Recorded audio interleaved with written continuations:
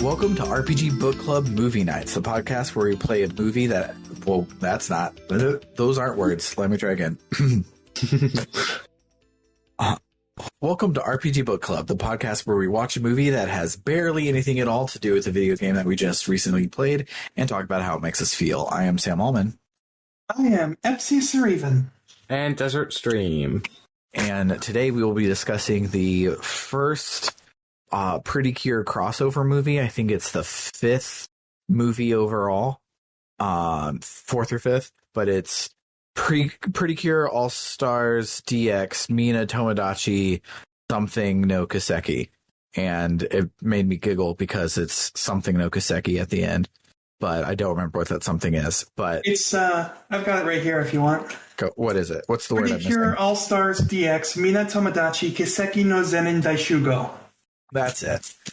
That one. But it's the big old Avengers crossover of the PreCure teams. And it's a great place to start if you want to know if you like PreCure, because it gives you a taste of 5 different teams for you to be like, you know what? I really liked PreCure 5, so I'm going to go watch that season, because besides these crossover movies, the order you watch them in doesn't matter at all. So you can just watch whatever the fuck you want. And yeah, so it's not going to have a whole lot of context for what the fuck is going on, but it's adorable, so that's fine. But before we get started, in case you did not check out the holiday announcements episode and you're waiting for this episode to see what we're playing next, because we normally announce it in the movie nights, but this movie night was delayed by a lot. The next game we are playing is Suikoden 2. So it's available on PSN Classics, so on the PSP, PS3, and Vita. And I think that's the only place for it, but it's like $5 there. So, good point, Bernard. Shout outs to the Discord chat, as always, keeping my ADD in check. But our New Year's Eve stream that we did announce in the holiday announcements episode is now going to be a New Year's Day stream. Something came up and we couldn't do it on Eve, so we just pushed it back a day. We have the day off. Everyone should have the day off. It's no big deal. But if you were planning on hanging out with us instead of kissing someone at midnight, go kiss somebody and then come back and play Final Fantasy Mystic Quest with us. But yeah. Other than that, let's just hop in and talk about this movie and go from there. I don't know what music I'll be putting in. I'll probably put some of the theme songs because the theme songs are amazing. But did we not talk about our week on movie nights? We usually don't, because they're more a bonus episode, etc. If you have something that you really want to talk about, go ahead. No, I was just curious. Yeah. Like, I got so adjusted to the flow of things during Blue Reflection that skipping right past it and going right into the movie is like, something don't feel right. Yeah, but yeah. So let's listen to probably the Futariwa PreCure opening, because it's the one I actually know of these, and we'll go from there.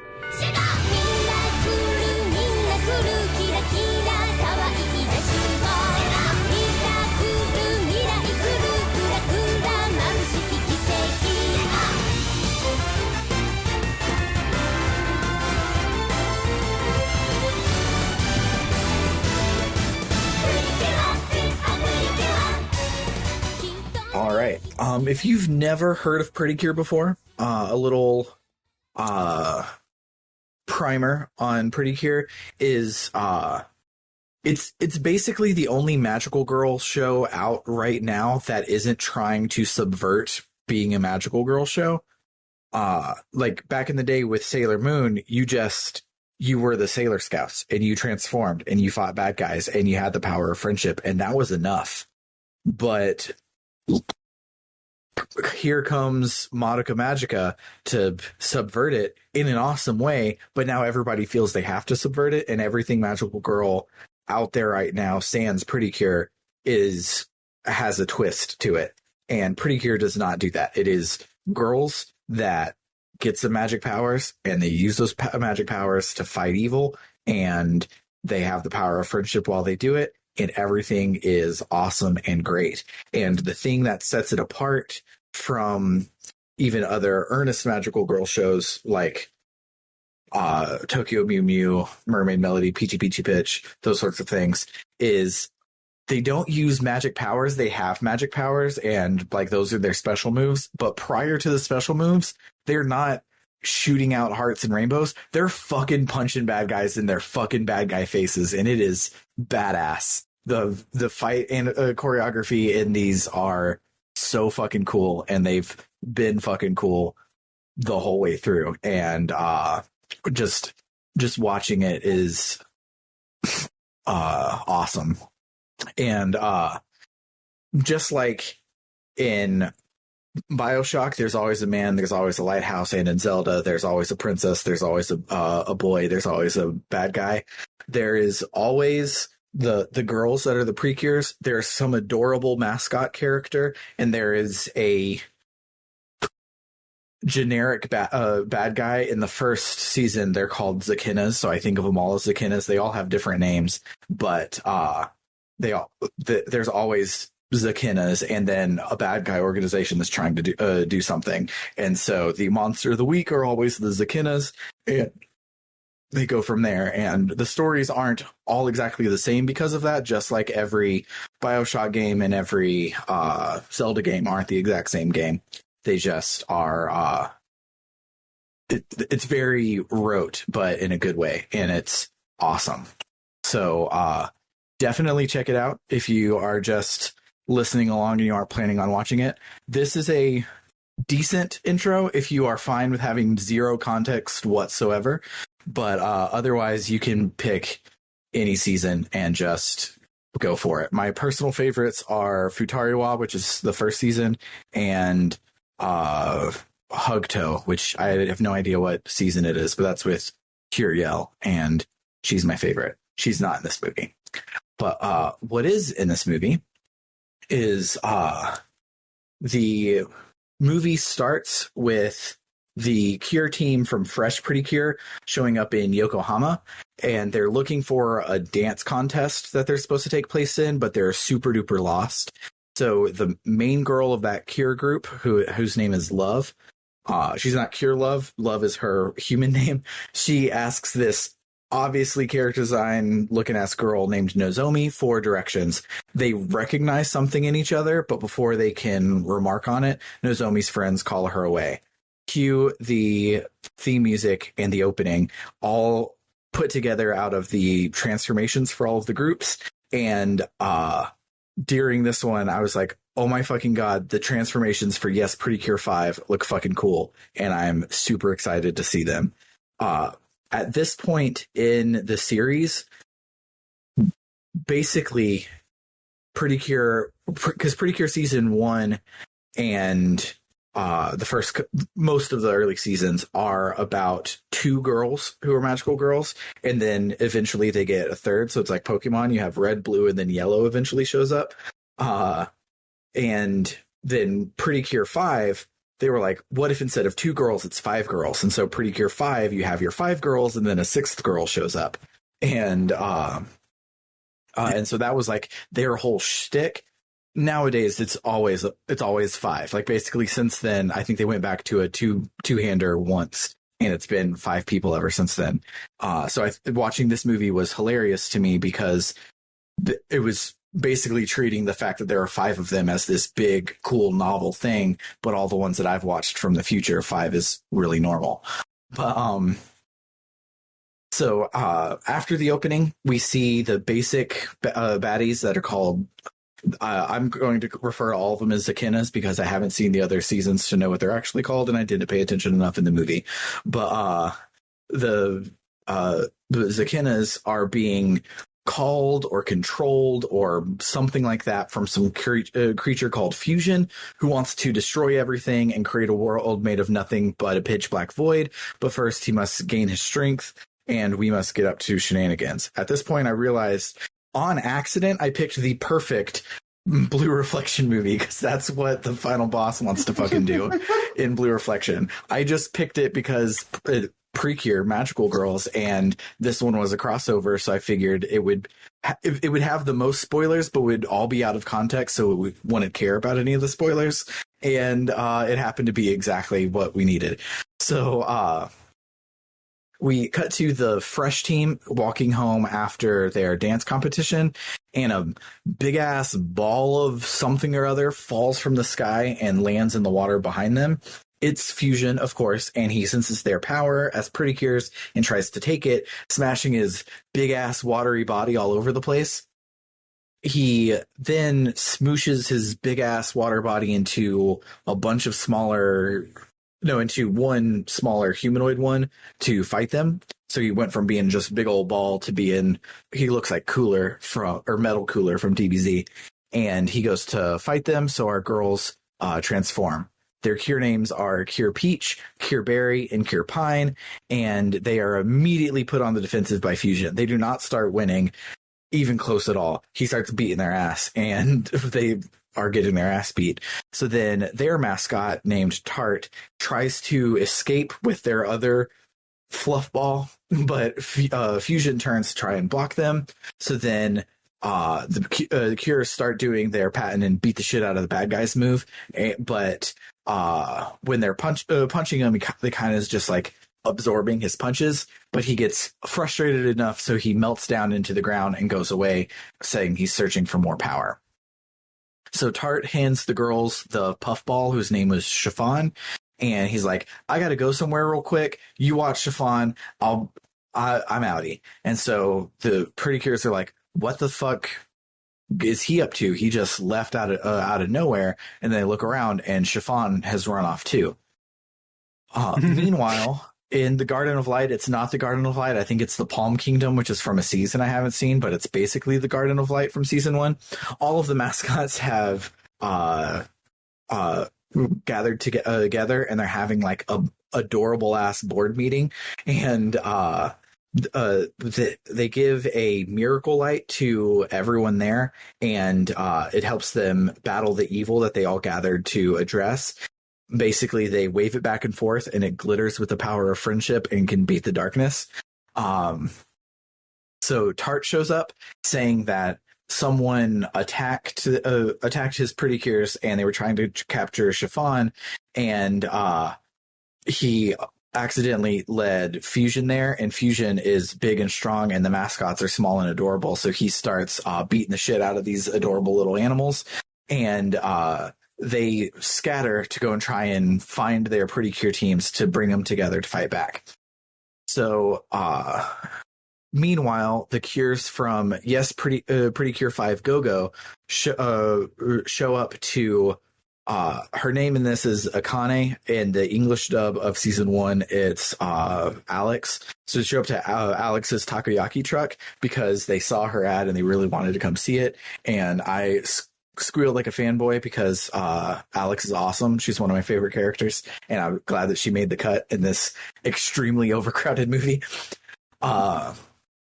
So Nozomi asks for chocolate in her takoyaki, which is the most vile flavor combination I can think of, because takoyaki has octopus and vegetables, and adding chocolate to it is nasty. It already is like an acquired taste, and just adding chocolate to it, I think I would no.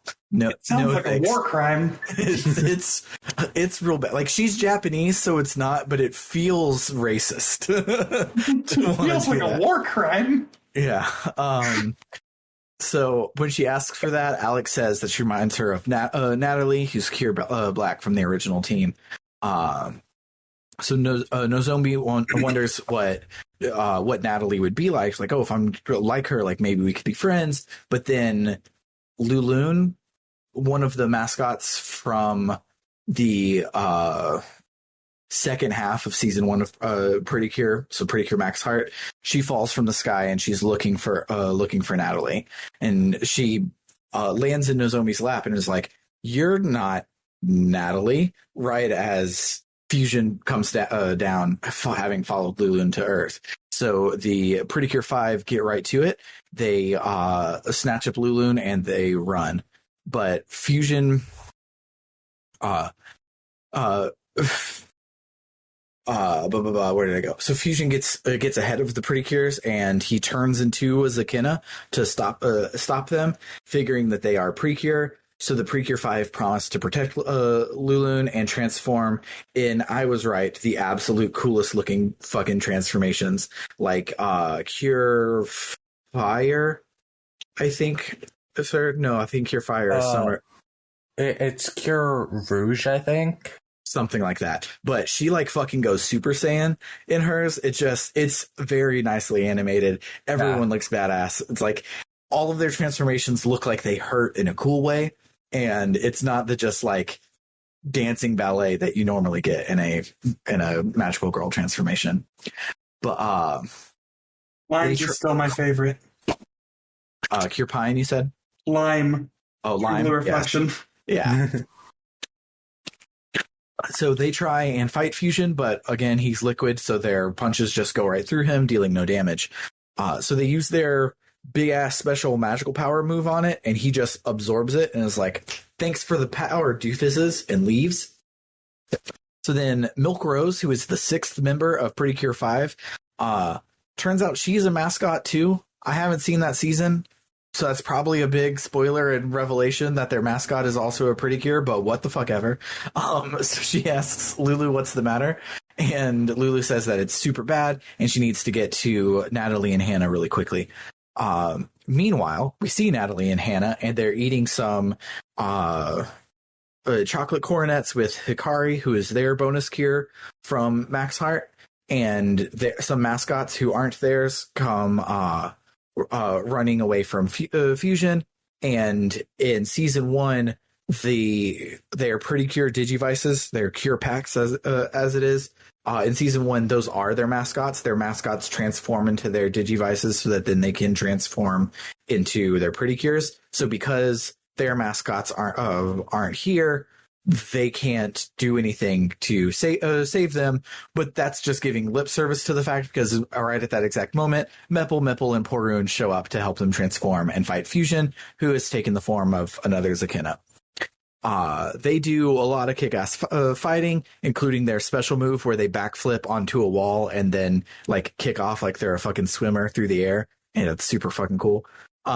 But Fusion again keeps getting back up, so they use their big ass magic attack, which Fusion absorbs again. This happens every time that they use their magic attacks. Wash, rinse, and repeat. Yep. So Fusion jets off, leaving the Cures super confused as to what's going on. Meanwhile, we see PreCure Splash Star at Nuts' house, which is an accessory shop, and Nuts is one of the mascots that we've seen before. And apparently, we find out later in the movie, but they're all going to their like hangout spot for the wrong PreCure team, which is a very cute thing. So Nuts' house is for, I think, PreCure 5. That's where they hang out, is at Nuts' house. But so while they're hanging out at Nuts' house, all of the mascots from PreCure 5 show up, again, followed by Fusion. So the girls jump into action and save the mascots, right as their own mascots show up to help them transform.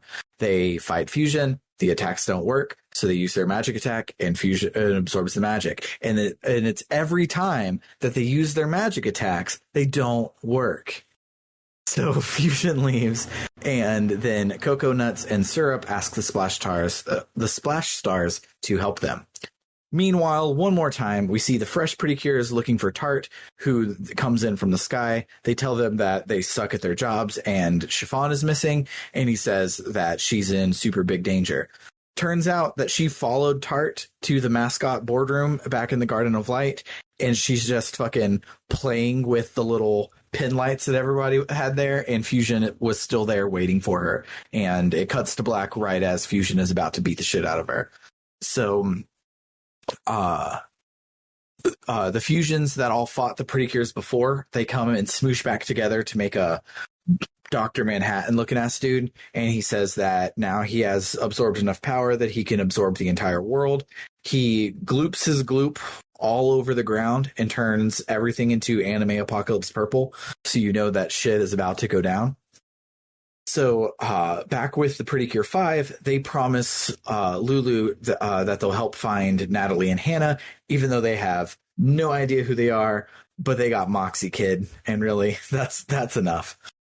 They notice that the Perpocalypse is happening downtown, as do all of the other Cure teams, so everyone runs off downtown. The Fresh team gets there first, and they transform in a flash of light, which is magical girl anime for we mean business, so we don't have time to use our stock footage. They ask where Chiffon is, and Fusion says that soon enough she'll become part of him, which means that it hasn't happened yet, so he's telling them there's a chance. Cure Peach gets fucking stomped, and then the battle starts in earnest.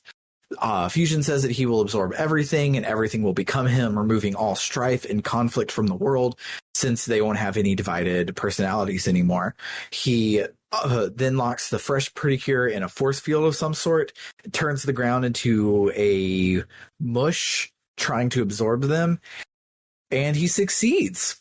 The current PreCure team just fucking dies. Thanks for coming to the movie, kids. Roll credits. That's it. That's it. Like, I know you were just excited because Fresh PreCure just got off the air, and you're like, wow, that was an amazing season finale, and there's going to be a movie next month. We got to go see the movie, and then they all die in the movie. But no. So meanwhile, the PreCure 5 are running into town, and they're fighting the shit out of a bunch of Zakinas that Fusion sends at them, and they do it to their theme song because they rule, and it's awesome.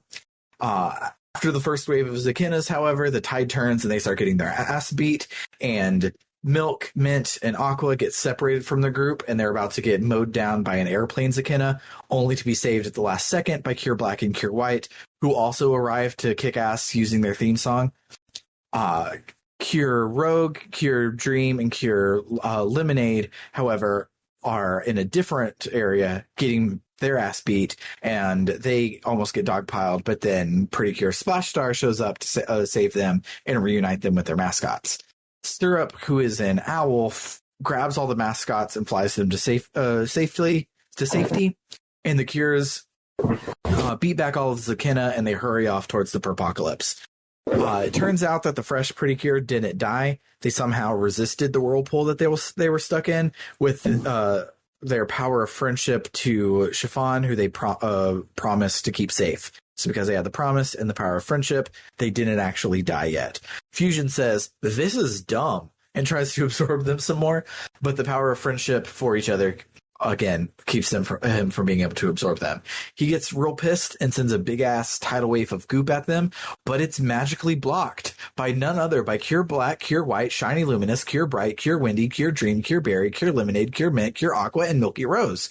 Cure Peach, Cure Berry, and Cure Pine thank everyone for saving them. The PreCure promise the Fresh Cure that they will save Chiffon, and Fusion gets tired of watching them all talk and comes down to fuck them up. So the Cures do their many variations of "In the Name of the Moon, I Will Punish You," and it's hype as fuck because it goes on for like 5 fucking minutes, and each person vows to kick his ass, and it's super cool.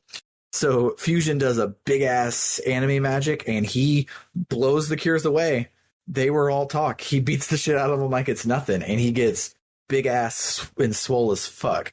So he now barfs. They're dead for real this time. Yeah, he barfs a huge command wave at them, and now every PreCure is dead. The end. But they all get up, vowing to never give up. Of course. Then they all bond over food.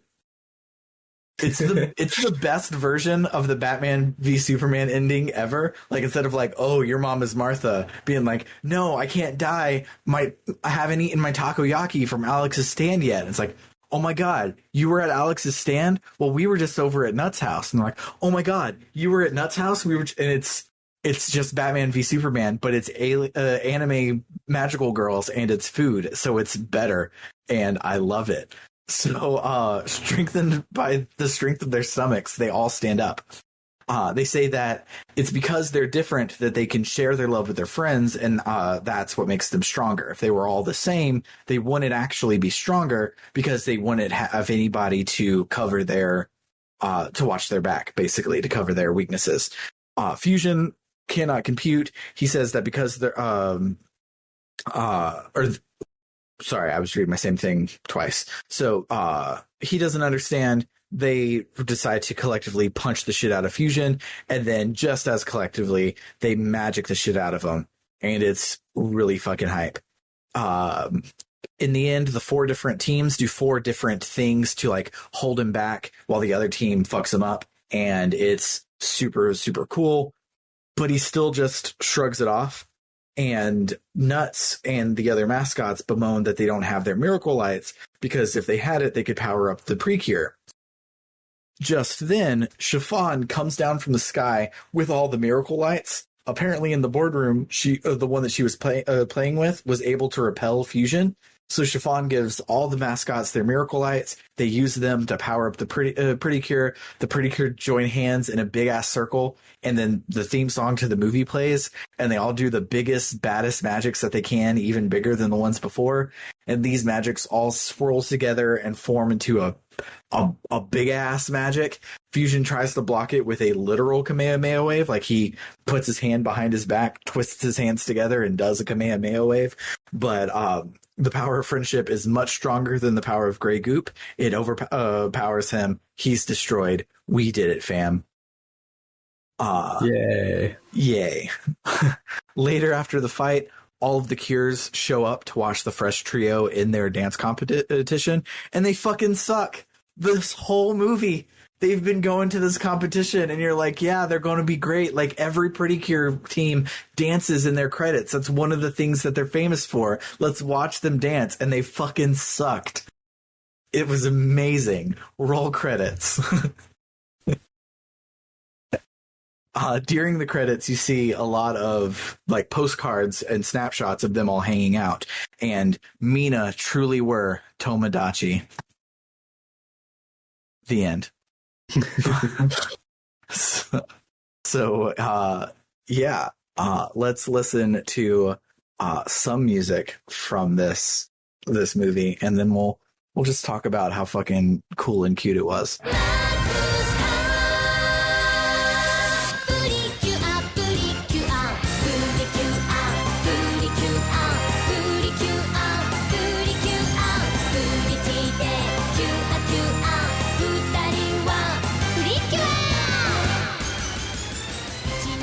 All right. Do you guys have some memorable moments? I do. What you got? So, the first thing here, Fusion shares a voice actor with Dio Brando. JoJo? Yep. Nice. So, at the very beginning of the movie, I start watching it, and Omega in the back of the head is like, that guy sounds familiar. So I pause the movie, I go look it up, and sure enough, it's Dio Brando. That's amazing. It was certainly something interesting to find out 5 minutes into a movie. I can't escape JoJo no matter where I go. So during the first fight scene with Cure White and Cure Black, Cure White just fucking suplexes the thing. Yeah. Like, she grabs hold of it and just straight up over the top of her head, just fucking suplex. Yeah. The fights in this show cannot be overstated. They're fucking badass in a way that no other magical girl shows have. Yeah, this being my introduction to PreCure, I want to watch all of them now. Yeah. It's just a matter of time and watching shows in Japanese being very difficult to multitask with. If you look up, probably illegally because it was on a Canadian channel way back in 2005, but the first 2 seasons have English dubs that are good. Then Smile and Tokidoki have English versions that are bad on Netflix. So if you need your itch scratched and you have to multitask, there are 4 seasons of the show that you can watch. The Saban dub of Smile PreCure and Doki Doki PreCure are called Glitter Force on Netflix. And I watched that in Italy. Wild. The one of the main reasons that they're bad for me as a parent of a small child is during the transformation, they name all of, like, normally in a magical girl thing, it'll be like, oh, I have, like, my gloves come on, and then my top changes, then my skirt changes, then I get boots, then I get an accessory, and I pose. In Glitter Force, they name everything, and it's a Saban dub, so instead of being digi everything, it's glitter everything. So she's like, glitter gloves, glitter bow, glitter blouse, glitter boots, and it happens every time any character transforms, and it's fucking annoying. The other thing that sucks about it is the second season, Doki Doki, has 45 episodes in Japanese, and it has 30 episodes split into 2 seasons in English. So it cuts a lot of shit out, and I'm not one of those that's like, oh, it cut out all of the bad things, so it's censorship. It's like, no, like the story would be destroyed if you cut out 15 episodes worth, and they did. So they're not great, but better than not watching PreCure. So, and I will say that I think it's Smile PreCure, so the one that's just called Glitter Force on Netflix, has Cure Sword, and she's the most badass of all of the badasses. So there's at least that. But yeah, sorry. The name Cure Sword just sounds amazing. Yeah, well, let me pull her up while you say your next one, because she's great. So I don't remember the names of all of the monsters, but one of the other ones aside from Zakena was Uzaina. Mm-hmm. And I only know that because I have a very specific instance of an Uzaina in my memorable moments. There was one that looked like a giant water spout. Mm-hmm. And one of the PreCures hits the water spout and spins it, and it gets Team Rocket launched into the distance and falls on top of a different group of the PreCures. Mm-hmm. I found it funny. That's really good. Oh, she's cute. Yeah, she's a badass. She punches like a motherfucker. In her season, she's been PreCure for a long time, but she's not the leader. The leader becomes PreCure like in a big dramatic thing at the end of episode 1, and Cure Sword is like pissed because she's been like by herself for so long, and then this plucky upstart gets to be the fucking leader, and it's great. Love her. I have a weakness for purple hair. It's just a thing. Yeah. Speaking of purple hair, good segue. Milky Rose. Love Milky Rose. She just has the ability to punch craters in the ground whenever the fuck she feels like it. Like, during that big full group fight scene toward the end, she just, for some reason, there's like no explanation behind her doing it. She just throws her fist toward the ground and a giant, like, 50-foot crater spawns around her. Yeah.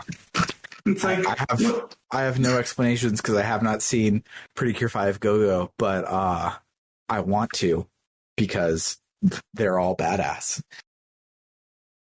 like, she has no reason to have just put a crater in the ground. If that's the group I'm thinking of, then I think that's my favorite group. That's the one with 5 people. So we had one with 5, and 2 with 3, and 1 with 2. Okay, yeah. Yeah, I really liked the group of 5. Yeah. I love it because, like I said, nowadays all of them are 5, so it's not a big deal. But because that was their shtick, is that they're 5, like their outfits match more than any other Cure groups do, and they have like a lot more Power Rangery things, and it's cool. Yeah. I really liked Cure Rouge, I think it was, from that group. Mm-hmm. Just because she seemed like, she seemed like a big old hothead who didn't want to wait for anybody to, like, tell her how to fight and just go in and start kicking the literal shit out of people. That's really funny, because I think she was also my favorite. Yeah, she was one of my new favorites. She's really fucking cool. And then my last memorable moment here is just, I was sitting there the whole movie prepared for this really good, like, credits on half the screen and this really good dancing scene to be like the video playing during the credits. Mm-hmm. And it caught me off guard that they just kind of awkwardly shuffled around like a prepubescent teenager at prom and just literally fell on their faces. Yeah, if you I wasn't expecting it. If you haven't seen like a PreCure in credits before, that's what they normally are. Is this big fancy dance number, and so they were being a dance competition. They were setting you up to imagine that this was going to be great, and instead it was really bad. It was not good. Yeah. It's spectacular. I threw in the chat the video for Smile PreCure's ending, so you can see what normally you would be expecting at that point, but instead they just fucking sucked, and it was great. What about you, DS? Did you have any particular memorable moments? Most of them have been mentioned already, but one that I remember, I think it was Shiny Luminous. Mm-hmm. They went to get the chocolate cornets, Mm-hmm. and she was literally just about to bite into it as the enemy came down.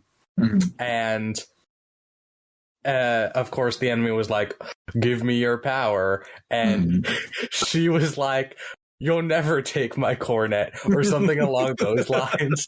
And I laughed way too hard at that. Oh, yeah. And then So like, good. and then the other two, I think it was Cure Black and Cure White. Yeah. They were like, I don't think that's what he was talking about. And she just gave the funniest look. It was great. So good. This movie was great, and it made me really wish that I was better at Japanese so I could just watch this while I worked. Some of the mascots were pretty funny too. Yeah, because they all say their name after whatever sentence they're saying. Uh-huh. Yeah, that's a thing in Japanese where like cute characters will, instead of saying like ne or yo or whatever, they'll say part of their name or something, some nonsense thing. It happens in Digimon all the time. That's basically in Digimon their alternative to the Pokemon saying their name is they'll have some stupid ass ending, and they do it here. And it's great. It was just really funny when they're all like running away and they're like, "We have to get out of here, nuts."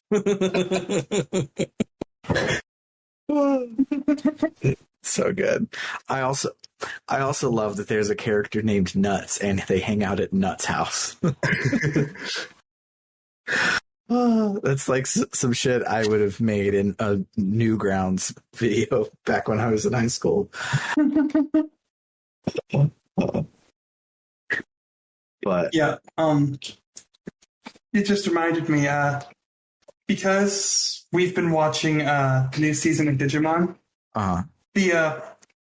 The sorry, my train of thought just decided to leave me behind. Yeah, it happens to the best of us. During the part where it's like, "Give me your power, you'll never take my chocolate." Yeah, it reminded me of Gamamon. It reminded me of Gamamon so much. Yeah. Shout outs to Gamamon. Gamomon's my new favorite. For Christmas, my wife got me 6 Gamamon stickers off of Etsy because they were the only Gamamon stickers on Etsy because he's only had 12 episodes of his anime so far. But they're great. Shout outs to Gamamon.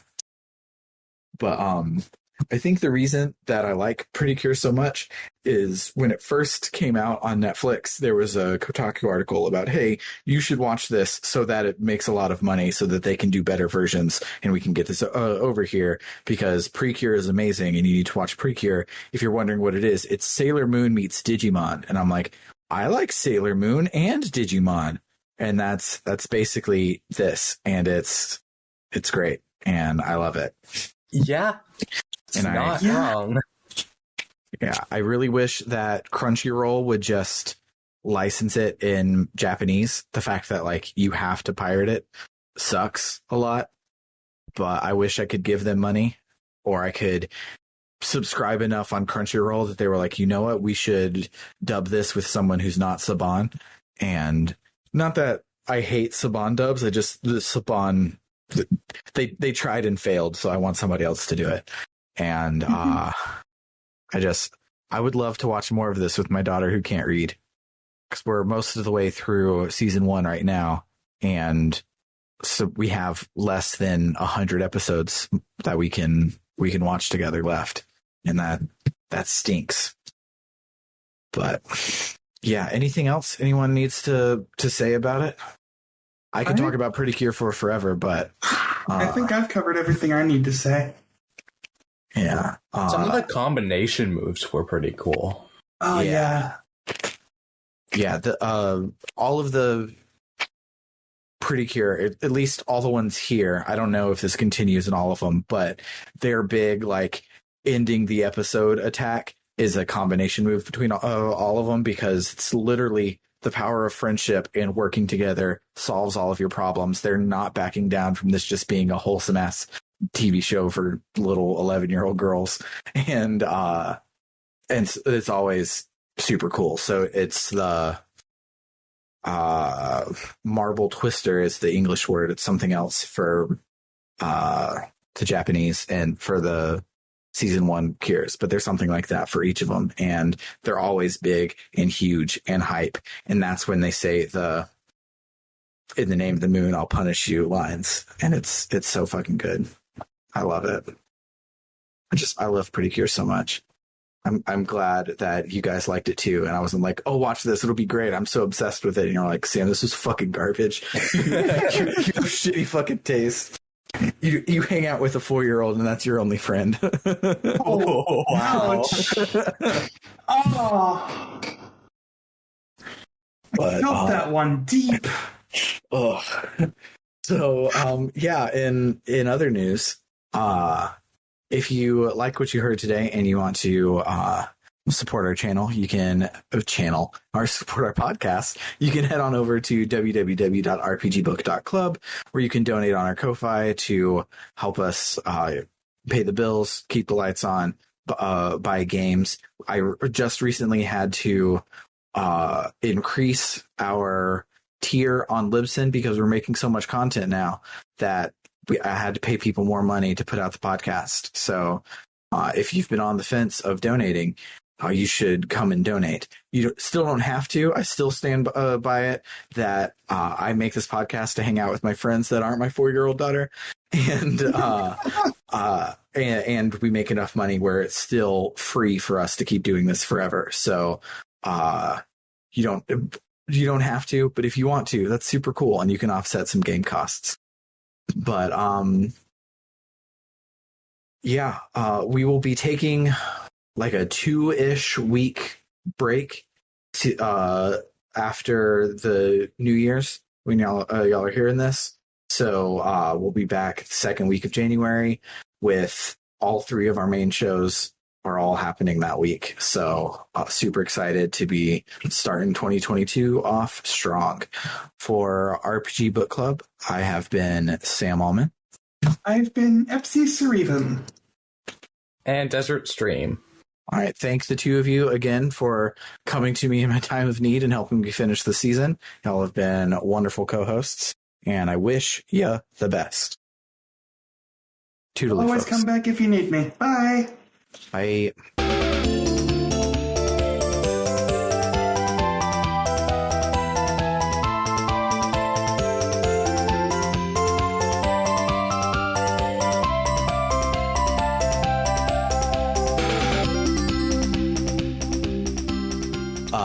Bernard, you are not wrong. Takoyaki has a very weird texture, and I needed to address this because it's fucking weird. And the flavors were like fine and everything was good, but the fact that it's super mushy on the outside and super chewy, because octopus is chewy as fuck, was very weird, and I did not like it. If I ever get it again, I will get ebiyaki, which is shrimp takoyaki, because I feel that would solve all of my issues with it. But I just had to get that out there because I had takoyaki recently because it looks so fucking good in every fucking anime, but it is a very weird mouthfeel.